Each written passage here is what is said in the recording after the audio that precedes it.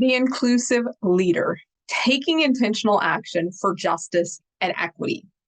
The world is in a time of accelerated change. Each moment dramatically changes and shifts the economy, society, and environment, as evidenced by technological shifts, new product needs, a global pandemic, or a national crisis. No matter the issue, the call to inclusive leadership remains the same. Will you be prepared to lead your organization into the future?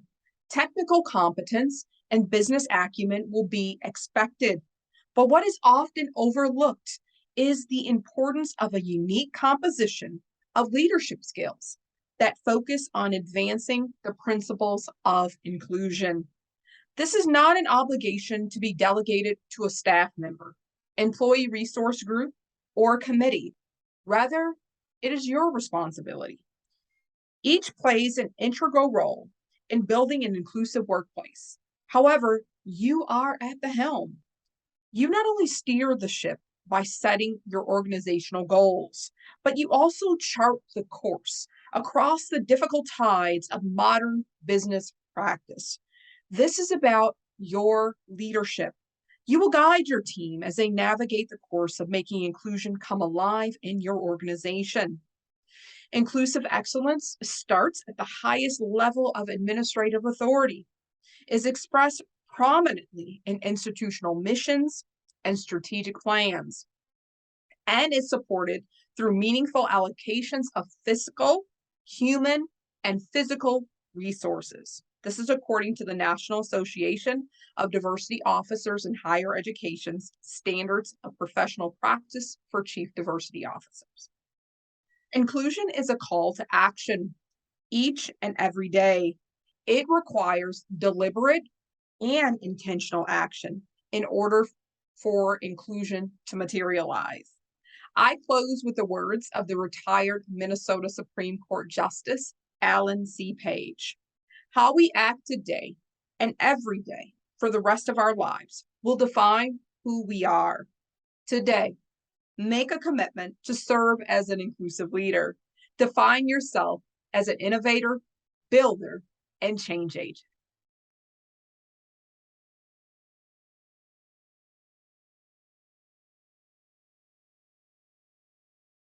Hi, I am Flavia, and I wrote a piece for Death Never Dies. Mine is on Olivia de Havilland, who died on July 26th in 2020.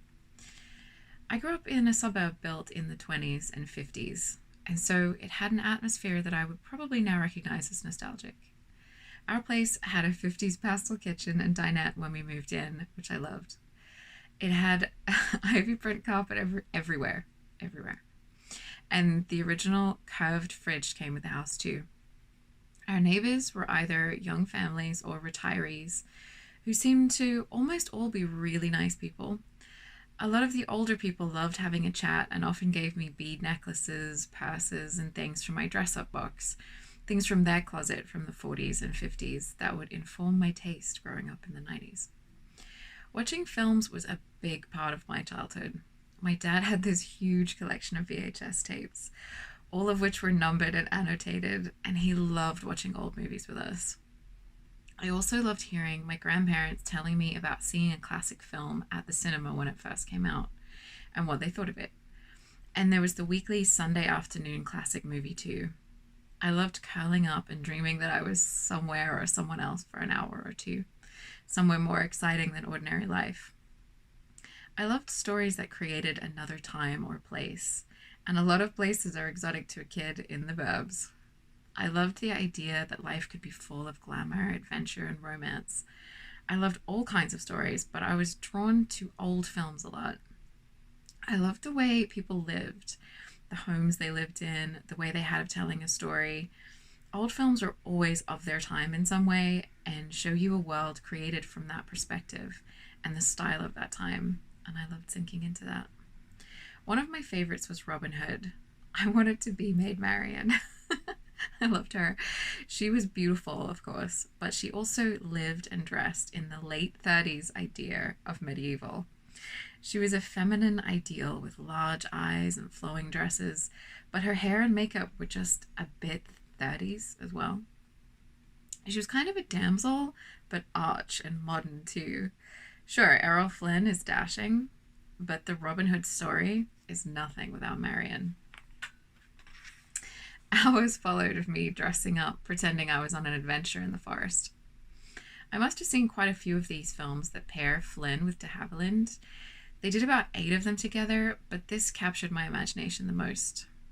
Once when I was homesick from school, there was de Havilland as Melanie in Gone with the Wind. It was a long film that played over 2 days, and I was blown away by the whole lavish affair and imagined myself in huge dresses or in canopied beds, delicately wasting away while my family wept. There was drama and magic in these old films, and style too. I wanted that style. I still want that style. And Olivia de Havilland had it in spades. It's funny, I know her a lot better now as an adult. I know that Errol Flynn was a pretty wild person and played pranks, like putting roaches in chocolate and giving them to friends. So gross. Olivia was one of the few people who could handle him. It's funny to me to think of how polished they were in their films together, and yet very real, messy people too. As a child, I thought adults were adults and older people all had their lives together and were mature. They had me fooled. Olivia also had a really difficult family. The papers were full of stories of her sister, Joan Fontaine, and she having spats and snubbing each other at the Oscars. But while it makes a great story, it must have been really painful. Olivia was chosen by her mother to be the star of the family and played the sisters off each other to create rivalry and jealousy. Joan was not allowed to use the de Havilland name, and there was also a big fight when Joan was not invited to her mother's funeral. My own family is pretty complicated, and I'm not at all like the role that my family wanted me to play, and sometimes still tries to make me fit. It's comforting to know that this happens to people that I look up to as well, and that you can still live to be 104 and fabulous, even if it's not all perfect. We lost that house that I grew up in, but it's still there. All of my family have scattered. Some of the houses have been knocked down, and with rising prices, there's no way that anyone of my generation can afford to live there. But it is the place I think of when people ask me where I'm from. When Olivia de Havilland died, I felt like I'd lost another link to that place. A place that's also a time in my life. Her roles gave me a dream of who I could be. I could have a big life, a big adventure, a career, a great wardrobe. I could be anything or anyone that I imagined. And in a lot of ways, I have done that. But life now is nothing like we were promised when I was growing up in the 90s.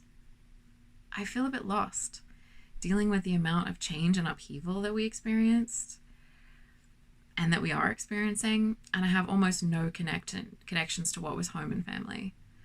My family will never all be in the same room again, and in fact, I don't even live in the same country anymore.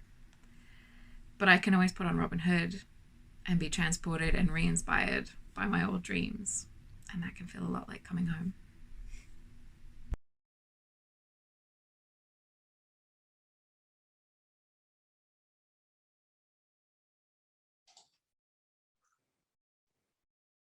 Walking for John Lewis. From the winds of change, you came bold as a billy club. Before hashtags became trends, your knees faced the fire of arrested development, a protest inspired by a king. You extended peace, a push beyond our understanding. Current is the courage, as word is the power unyielding. Uneven anthems feel like fumbles or bad snaps struggling to breathe. To ease the air is what matters. To sow seeds of legacy is to set the sound that quakes the ground heard all over the world, the darker brother.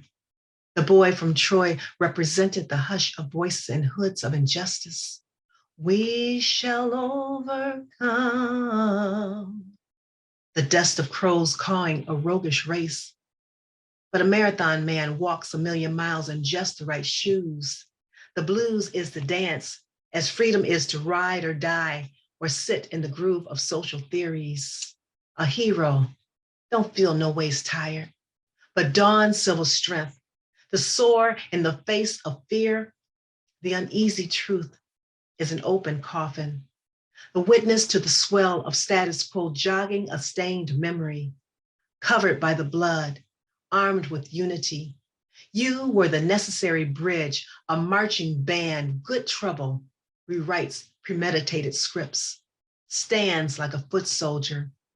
Making noise is an instrument, an unwavering symphony of whistlers and violinists and vital voices rising to see what the end is gonna be.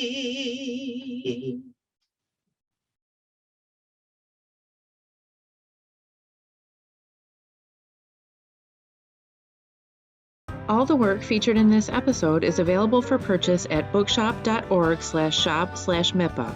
Your purchase from Bookshop directly supports independent booksellers, and when you use MiPA's affiliate link, you're directly supporting MiPA's programming as well. Visit bookshop.org/shop/MiPA.